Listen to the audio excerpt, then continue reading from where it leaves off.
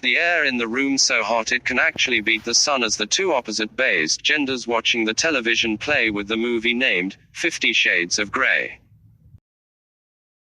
Of course they were old enough to watch, but it's YN first time watching anything this type. The innocence in her eyes was the fuel to the fire his body was on. Ho-suk just wanted to take her right then and there, forgetting about all the romantic confessions he wanted to make to his one and only love. She cleared her throat as she felt wetness between her thighs.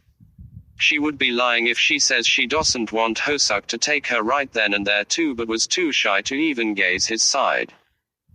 She stood up from the couch as she felt his eyes burning holes in her back, making her whole body heat up.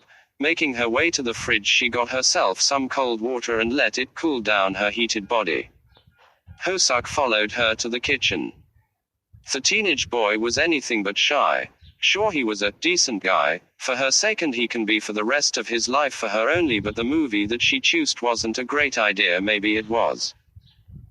Standing onto the other side of the counter, his eyes filled with, watched her Adam apple move as the water run down her throat, some water droplets on her lips as she closed the water, turned around to offer him some, but he got other plans. His desire for her rose more as her gasp echoed to the now silent room. Come here, his voice so sweet and holy, unmatched to the thoughts running through his mind, and she did just as obedient he wanted her to be. His hands found her waist, his lips locked hers, tasting the sweetness he'd been dying to. Feeling relaxed as they both are in sync, his hands made their way to her ass to hold as he dreamed so many times. Giving her ass a little squeeze and biting her bottom lip, he asked for the permission and took the dominance as well to explore her mouth, and my lord was she gonna waste a second. She quickly opened her mouth and let him kiss her like there's no tomorrow. She wanted to take it way too far as she felt her sensitive part tangle for attention. It doesn't matter if he is still her best friend. She loved him, he wants her, that's all that mattered. As the couple's French kiss, which was going to lead to a new relationship, was interrupted by the doorbell ring. They both opened their eyes from the heavenly feeling, coming back to reality. The doorbell rang again. Coming came out of her mouth, which was nothing above a whisper. She made her way to take a look at the breathing creature who dared to disturb her. Dream come true. Scene.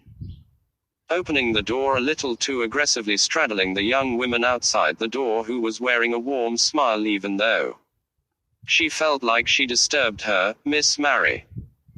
YN questioned, honey, please can you do me a favor of watching our babe for the night?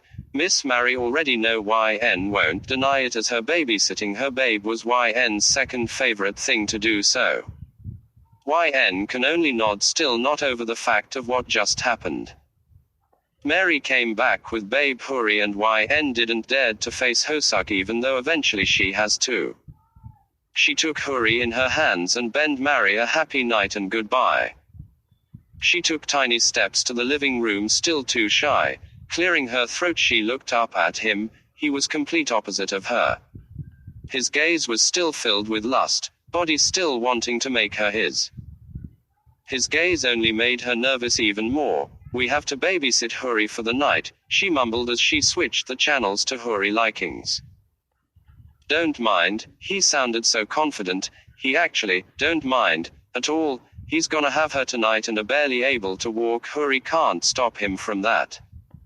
He pulled her closer to his body once she settled Huri in between the pillows. Ho-suk. Huri is still here.